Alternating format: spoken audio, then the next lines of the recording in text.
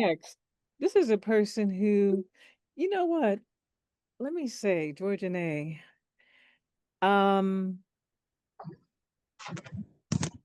Sometimes when you think of someone, they do something.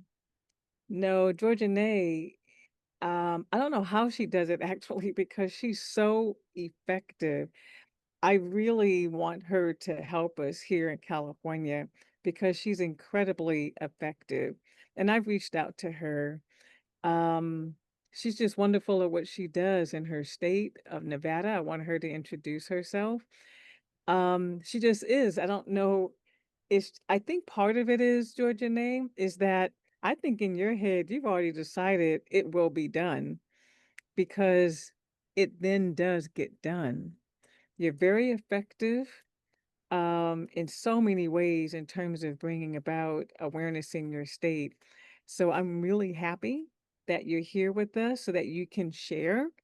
And of course, look out for a phone call because we're still not done with you assisting us.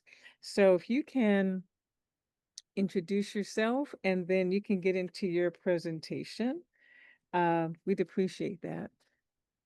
Thank you so much, Dr. Riley, and thank you for having me on this World Sickle Cell Day global platform. I really appreciate it. I'm always happy when you reach out to me. You always have great things to say. So I'm excited to get into the global action, local impact for empowering communities for effective self-advocacy.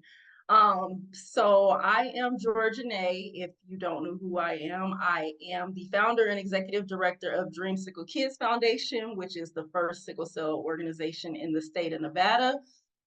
We just celebrated our 7th year anniversary back in April.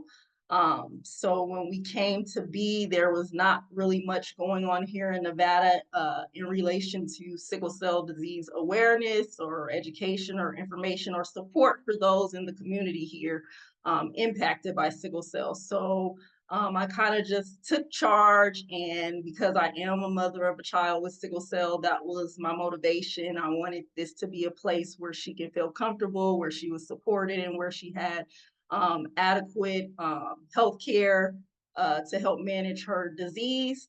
And in that process, somehow I became entangled in legislative advocacy because I realized that it would take more than just having awareness, more than, just events and walks.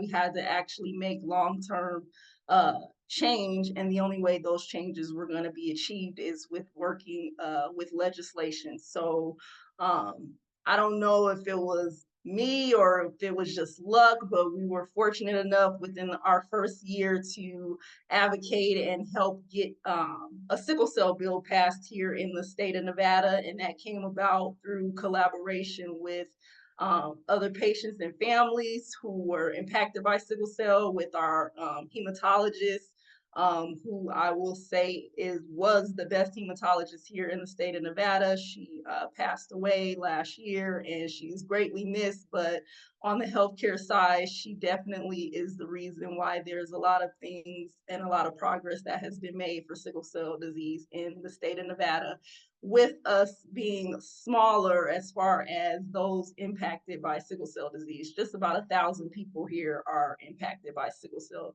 disease, but the things that we have been able to do legislatively for patients with sickle cell is kind of on a scale that is sometimes supersedes some of the other states that have, very large volumes of people with sickle cell. And it really just has come through advocating. So I learned that you don't have to be somebody who has experience in politics. You just have to have a goal and have a mission and something that you want to do to affect change that makes the world a better place for everybody else. And I will be waiting, Dr. Raleigh, for you to reach out so I can come to California. Most definitely. Thank you. All right, so we can get into what legislative advocacy. So like I said, anyone can do it.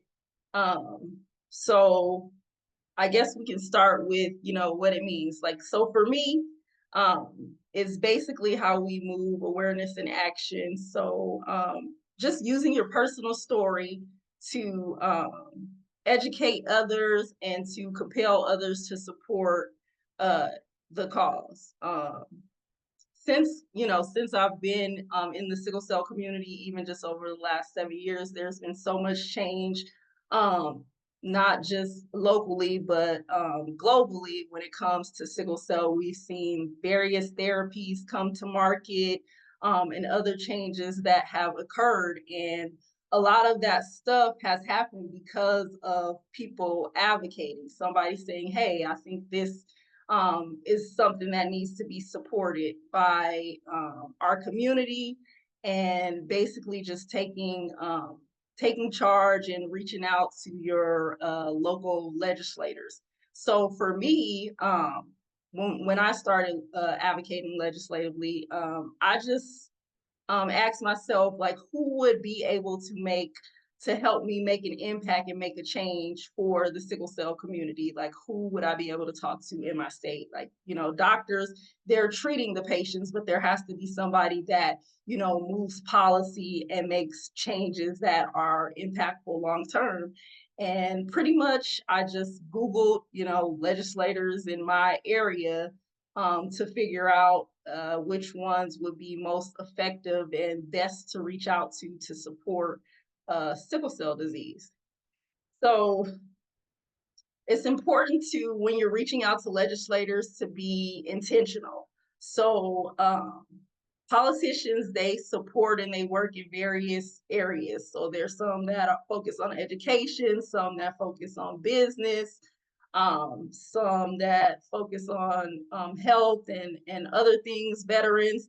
So when you're looking to advocate and connect with your legislators, you want to make sure you're intentional. So you don't want to go and talk to the legislator that works on um, like business or construction, because they really don't have any stake in healthcare. And for us, for the sickle cell community, it's we need to speak with people who are, have a health focus. So when you're looking for legislators, don't just look at the one that's in your, city or state. You need to see what it is that they support, like what they do. Like, are they focused on healthcare? Are they focused on education?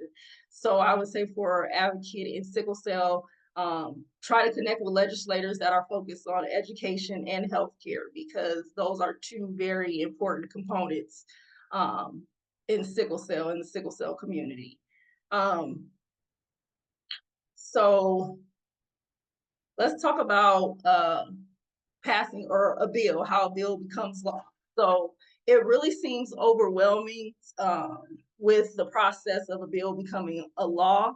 Um, there's several websites you can go on that will walk you through the whole process of a bill becoming a law, like on an elementary level. And that's exactly how I learned about how a bill became law. I found a cartoon and I watched it. And from there, that's how I began to understand how a bill will become a law. So pretty much anybody can draft a bill. So if you think of something in your head and you're like, hey, I think this is a good idea. Yeah, Schoolhouse Rock. So if you're like, well, I think that this will be something that's beneficial to the sickle cell community, you can write it up. It doesn't have to make perfect sense, but you can write it up, and then you find your local legislator and you take a meeting with that legislator and you say, hey, I think this is something that will be very beneficial and impactful to the sickle cell community, or, and the community in general. You take it to them, they might read it over, and they might say, hey, this is something that I think I would be able to support. And at that point, what they do is they have their team of like counsel and lawyers and policy people. They will go and they will put it together and all of that legislative jargon that we really don't understand that well. And then they take it, they present it to different committees. So what it's called when the legislator decides that they're going to support this idea that you came come up with is called sponsoring. So they become the sponsor for that bill. So as the sponsor, they then put it together in a way that it can be easily consumed by the committee that's going to hear it. So there's different committees that will hear it. So sometimes it may go to the first committee and they may say, no, we don't agree with this. We don't want to support it. And then it ends there. But you can always keep going back to try to get this bill heard and on the. What helps when a bill, when you're looking to get a bill passed, is to have support from the community. So when the bill is heard, there's an opportunity for the public to make comments and testimony. So you can have sickle cell patients or advocates say it was a bill for sickle cell. You can have them go to that hearing depending on where it is, depending on your state. So um, like in Nevada here, we have a government building in Las Vegas and then the main one in Carson City, which is like 7 hours away. So sometimes there might be bills that are heard here in Las Vegas. Sometimes there may be bills that are heard in Carson City. But you can still make a testimony. You can either do it written, you can email it, and then they also have opportunities for you to be heard virtually. And that's basically just you telling your story and telling why this particular bill would benefit you and your community. So after the bill is heard, the committee votes and decides if they want to go ahead and pass this bill. If they pass the bill, then the bill goes on to be signed by the governor. So if you get through the hearings, and then the bill is passed and the bill is signed by the governor and that bill becomes law. So whatever it is that you put in that bill, that becomes law. So in 2019 here in Nevada, we presented a bill, AB 254 for sickle cell, and that bill has several different components that were very important, beneficial, and impactful to the sickle cell community as it relates to data collection, because in our state, we don't have an accurate count of how many people have sickle cell in our state. We estimate it's 1,000. It could be much more than 1,000. Our last numbers here were from 2007, and it was like 400. And in our state, there's actually almost 400 children that are treated at our pediatric clinic for sickle cell. So we just estimate about, 1,000, half and half kids, half adults. So our bill required that a data registry be established so that we can get an accurate count of how many people have sickle cell here. Then there was the new therapies that came out that year. We had 2 or 3 new therapies that came out in 2019. So we asked that in that bill, they include that Medicaid would cover any new FDA approved therapy that came to market for sickle cell. So these were things that we were just sitting around brainstorming that we felt would be beneficial to the community. And so in that bill, it requires FDA, it requires Medicaid to pay for those therapies. Those therapies are very expensive. There are no generic versions of the medications that were specifically made for sickle cell. But that was a really big win, because when you present a bill, you can put whatever you want in it. If you want, I want the state to give us $1 million to do sickle cell activities, give it to sickle cell organizations, this, that, and the third. You can put that in the bill and it might get passed. Now, our bill, it didn't have any fiscal notes, so AKA it had no money.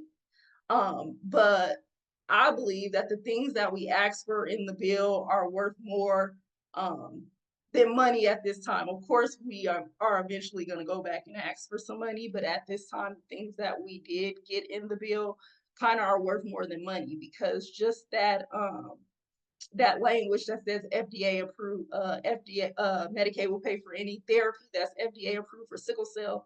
Well, that not only included those new therapies, but that also includes gene therapy. So right now we have a couple patients that are, in line waiting to get gene therapy, and a couple of them are on Medicaid. So that means that once all of the red tape and stuff goes through, that these people will be getting $1 million procedure without having to pay any out-of-pocket expense. So in the long term, even though we didn't get money up front for all of the work that we do, um, that's going to benefit even more people. That's worth more.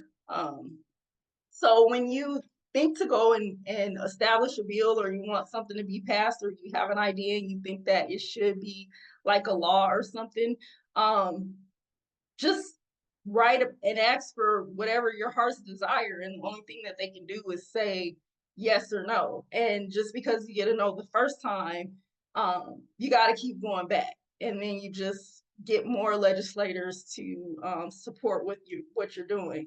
When we got our bill passed, we started with one legislator, and then after the hearings, we had 5 or 6 that were all in support of our sickle cell bill. And we were very fortunate because we actually didn't get anybody, even on the insurance side, that opposed the bill. They just had a few oppositions to maybe like some language, like maybe a "and" needed to be changed, something very, very minor, but it didn't change any of the core, most impactful aspects of the bill. Um, and that came about just from a random networking, going to a legislative barbecue where there were just a bunch of local legislators, and having a conversation with the legislator about sickle cell. And it turned out that they wanted to do a sickle cell bill. So I mean, anything can happen. You don't have to walk and march on Capitol Hill in order to affect change, especially in your community. You just have to go to your local legislators. And so, a lot of times when it comes to the legislators, there's a lot of people think that they're hard to reach, or they won't listen. Um, like when you personalize your story and you talk to them, they will listen. And also remember that they actually work for you. So they are, I don't know how much they're paid, but they're paid to listen and kind of um, do what you need them to do if you ask them to do it. So another thing is not being political enough. I have no political background whatsoever. My background is insurance. It has nothing to do with politics. And now I just run Dreamsicle Kids. So you don't have to have any political experience to connect with your legislators, or to take meetings with them, write letters to them to get them to support your cause. So there's a lot of different things going on right now, especially with like HRSA, um, and the threats to the funding for HRSA and other things that would impact the sickle cell community.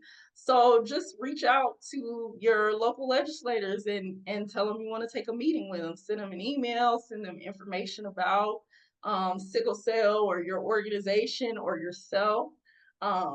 One year, I believe it might have been 2020, after going to Capitol Hill for Rare Disease Week and finding that we only had one representative from our state that was a part of the Rare Disease Congressional Caucus.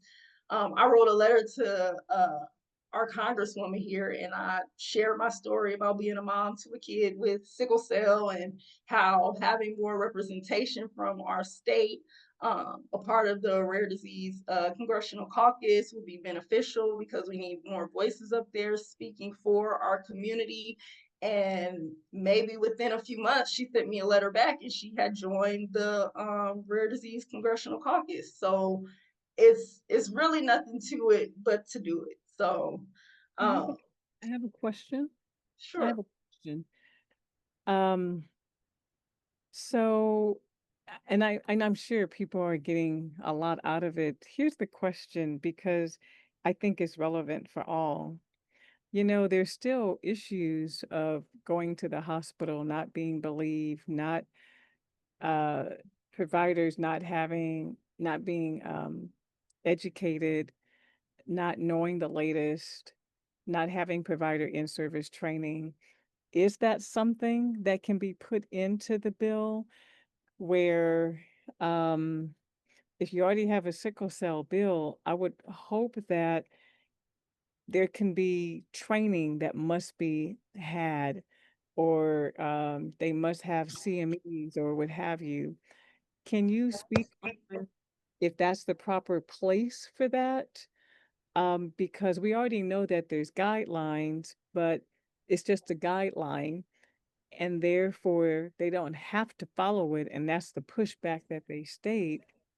Um, is that something that a bill could um, assist with in terms of pain management that is evidence-based that they must follow and not how they feel? Because right now doctors say, I don't feel comfortable and it's my license. No one's talking about your emotion here. We just want you to do the right thing. So is that the proper place for that? So it could be, you could like that for us, since we have a bill, we would do what's called an amendment, which would be to go back and add in additional things to the existing bill.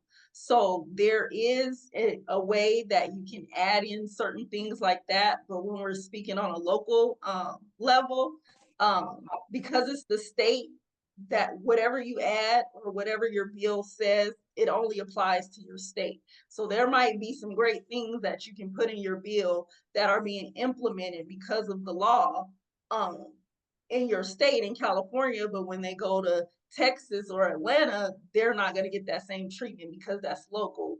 Um, then you would have to get it on a federal level for it to be something that's across the board. But even locally, that still makes a great impact. So um, you definitely can try to get some policies or guidelines put into the bill that would be a requirement. But there's also the other thing, the state cannot dictate like what private insurance companies do or whatnot. So whatever the state may agree to when it comes to things like healthcare, it will be kind of specifically pertaining to individuals who are on Medicaid, Medicare, I see. because otherwise, you could have a sickle cell patient who's on Medicaid and a sickle cell patient who's not, and they're going to the hospital and they're requesting to get this certain type of treatment, and one is going to get it and the other one isn't, because they're going to be like, oh, well, your insurance doesn't cover that, or we don't have to do those things because you have private insurance or whatnot. So there's that part. So in order to change on that level, on that scale, it has to be a federal bill. But you can definitely put things like we're in discussions for amendments for our bill that includes some kind of um, clause in there about community health workers, about there having to be community health workers that are educated in sickle cell, that are available to support sickle cell patients when they're in the hospital or whatever the case may be. So definitely you can ask for a bill or talk to your legislator about a bill and put those different ideas in there that may be helpful to sickle cell patients in the hospital setting. Thank you.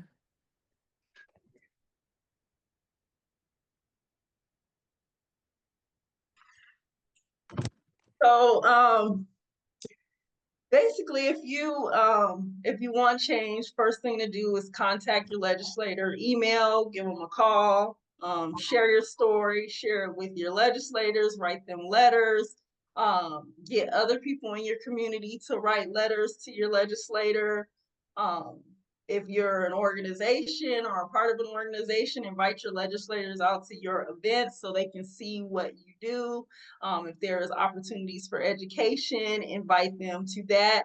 If you have a problem, like how Dr. Raleigh was talking about the experiences in the hospital, if you have a issue that you experience in the hospital, you can actually contact your legislator, and your legislator can help you navigate through that. So sometimes you might not get really far if you go through the hospital customer service, customer experience.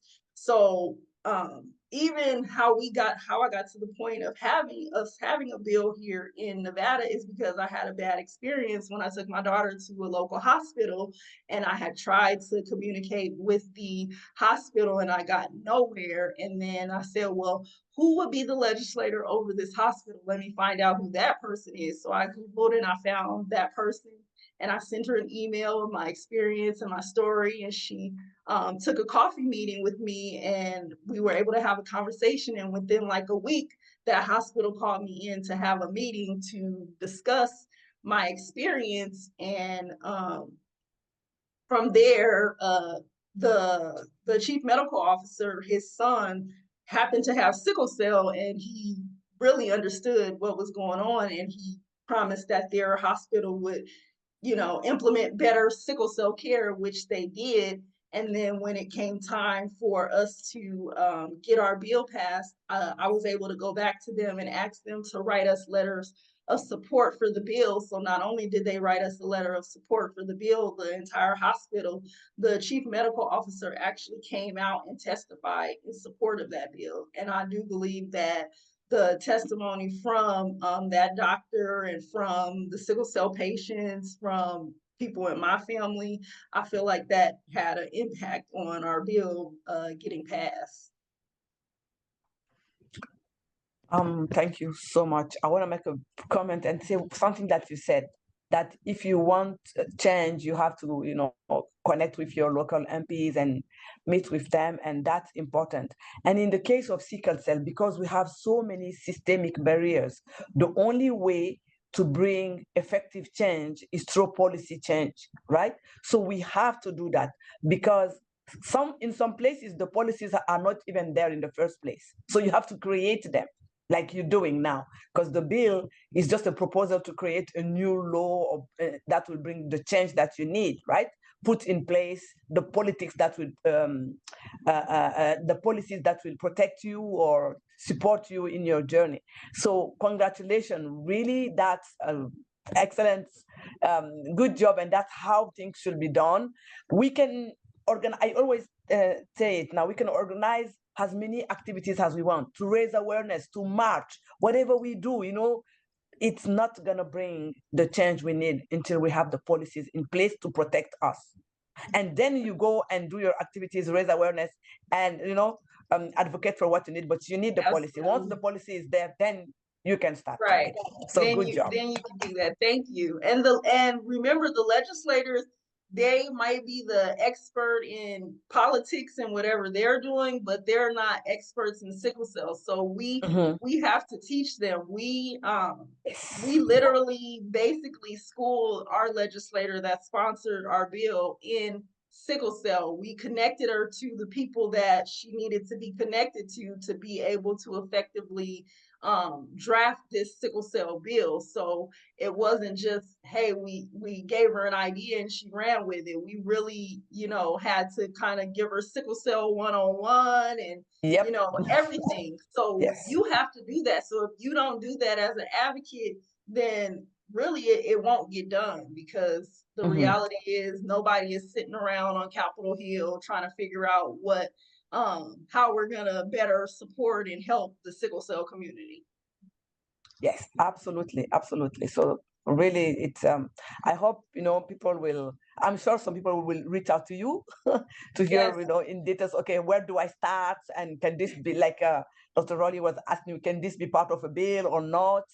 But I think it's an important step that we have to start doing. All of us as sickle cell advocates. In Canada, we had the first bill was just to recognize Sickle Cell Awareness Day, because when we start coming and we asked for a registry, do you know what they told us on Parliament Hill?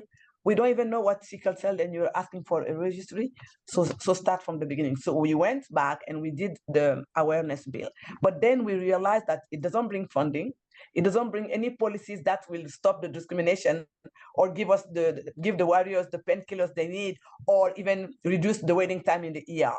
So when I became president in 2017, from 2017 to now, I've been sitting and I'm like, we need a bill and laws that will bring what we need. New treatment option, more research in Canada, recognize sickle cell as a disability, help them with education funding for provincial groups for them to have to do their job. So we actually currently also have a bill in the Senate now in Canada. It's called Bill S201, an act to respect a framework, to create a framework, a national framework for sickle cell disease in Canada.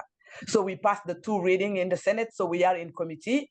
And if it comes back for the 3rd reading, then it goes to the House of Commons, and that's when they vote. And then we get the royal assent, and then it becomes a law. So it's a long process. It can take years. It depends if you have, So that's why we are in the national capital today. We met with the MPs and the senators. We started an e-petition to ask everybody to sign. And we are working on it because I don't want that bill to stay for a year. No, I want it to pass in 2025 if possible. So we are doing the work we need because you have to get the policies to protect you. We have to, because we've been through so much neglect and discrimination that no telling our stories is very impactful.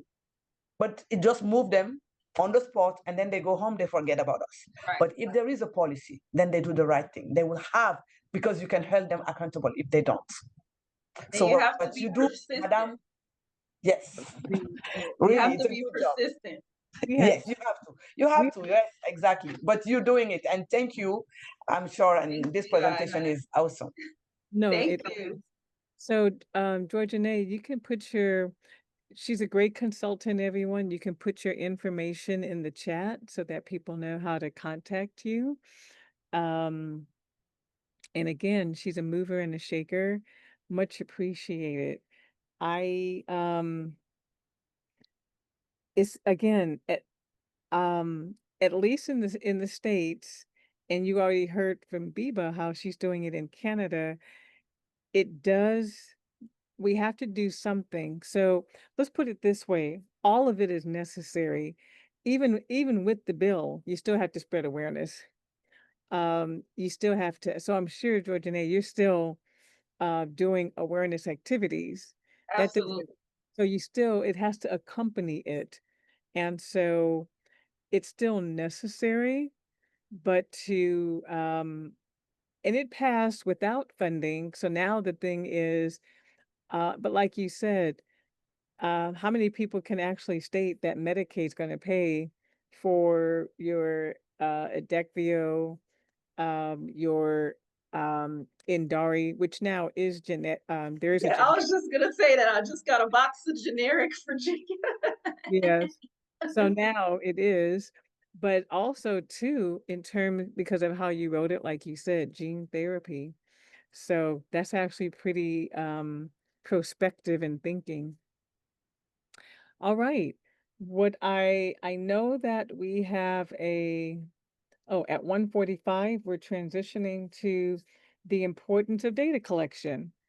And so we have Doctors Smita and Dr. Julie Cantor. So that will be happening in the next couple of minutes.